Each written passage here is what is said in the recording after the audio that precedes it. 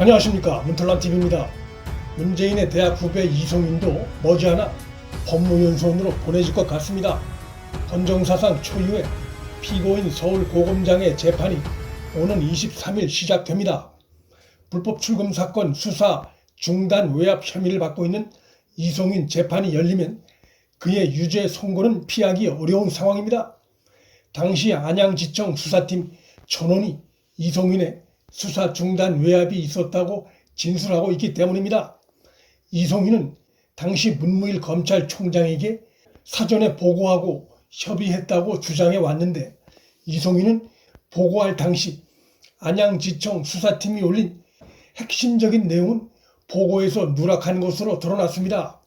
형식적인 보고 절차를 거쳤지만 보고 내용에 반드시 담겨야 할 핵심적인 내용인 당시 친정권 검사 이규원이 위조된 사건 번호, 허위 번호 등으로 조작된 서류를 꾸민 사안은 보고에서 빠졌었습니다.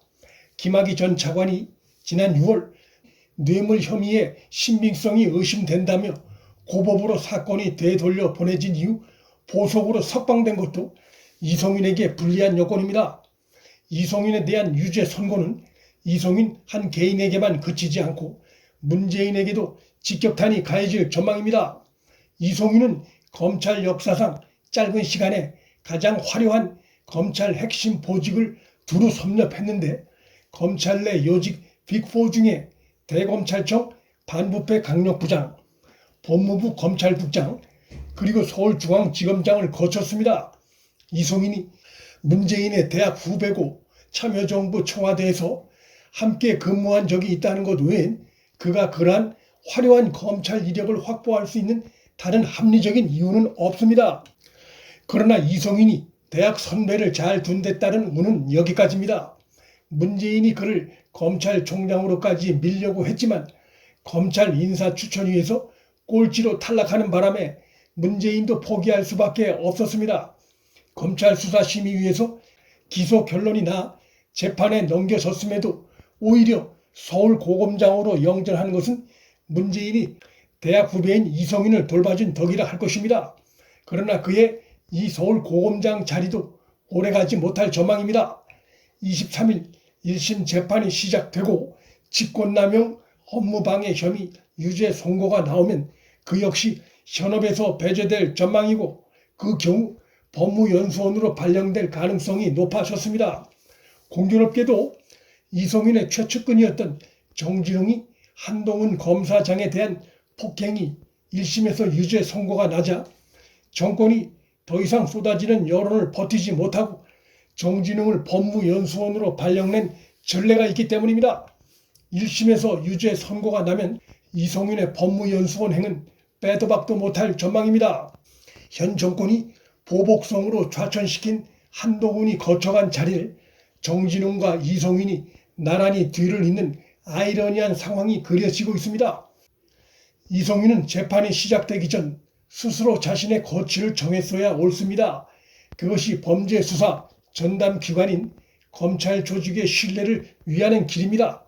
고위 검사들이 의혹만 제기돼도 사퇴를 하거나 정권에서 먼저 수사직에서 배제하는 조치를 취하는 것이 그동안의 순리였는데, 문정권 들어 그 순리가 뒤틀리고 조롱받는 상황이 됐습니다. 검찰 본연의 임무에 충실해 성역 없는 수사를 한 한동훈 검사장 같은 검사들은 지은 죄도 없는데 좌천됩니다. 이송윤도 버틸 때까지 버티다가 법원에서 유죄 선고를 받고 나서야 마지못해 인사 조치가 난 정진웅의 케이스를 따라갈 전망입니다. 이송윤이나 이규원 검사, 차기군 법무부 본부장, 이광철 전 청와대 비서관 등이 불법 혐의가 드러나 기소돼 재판에 넘겨진 과정을 보면 댓글 공작을 수사 의뢰했다가 문재인 최측근 김경수의 공모가 드러나 재판에 넘겨진 경우와 매우 흡사합니다. 친정권 인물들이 줄줄이 적발된 불법 출금 사건과 수사 중단 외압 사건은 최초의 버닝썬 사건으로 국면 전환이 필요했던 정권이 그 먹잇감으로 김학의를 엮어놓을 국리를 찾다가 터진 사건들입니다.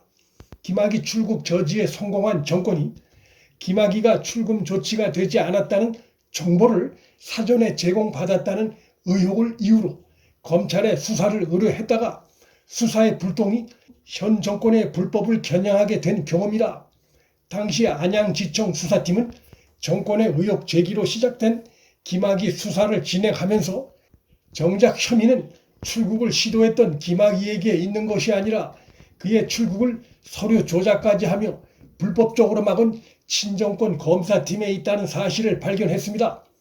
안양지청 수사팀은 이 놀라운 사실을 이송인이 책임자로 있는 대검 반부패 강력부에 수사 지휘를 요청하는 보고서를 올렸는데 이송인이 엉뚱하게도 이기원 등 불법을 저지른 친정권 검사들을 감싸고 수사팀의 수사 중단 외압을 가하는 예상밖의 행동을 벌였습니다.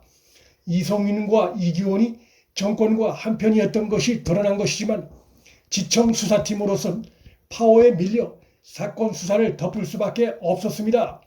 그러나 그렇게 묻힐 것 같았던 이송인과 이기원, 차기군 등의 불법 혐의가 수면 위로 드러나게 된 것은 당시 안양지청 수사팀을 이끌었던 장준희 부장검사가 지난 1월 국민권익위원회에 공익신고를 접수하면서입니다. 이송인은 당시 문무일 총장에게도 보고했다며 문 전 총장을 끌고 들어가려 했지만 문 전 총장은 보고받은 바 없다며 이런지하에 그의 주장을 일축했고 실제로 이송인이 문 전 총장에게 보고한 내용은 이기원, 차기군 등의 핵심적인 불법 혐의 부분은 빠져 있었던 것이 수원지검 수사로 드러났습니다.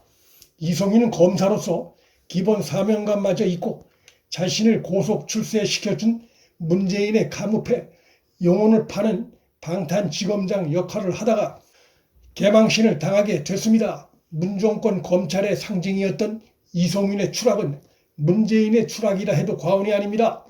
신기한 공통점이 하나 있습니다. 문재인 주변에서 아부하며 권력의 꿀을 빨던 자들이 하나같이 말로가 좋지 않다는 것입니다. 조국이 그렇고 김경수가 그렇고 정진웅이 그렇고 이송인도 곧 그 길로 갈 전망입니다. 이송인마저 나락으로 떨어지면 그 다음 순서는 문재인 본인이 될 공산이 큽니다. 문재인에 의해 형해화된 검찰의 저주가 문재인과 그 주변 세력을 휘감고 있습니다. 문틀란TV 여기서 마칩니다.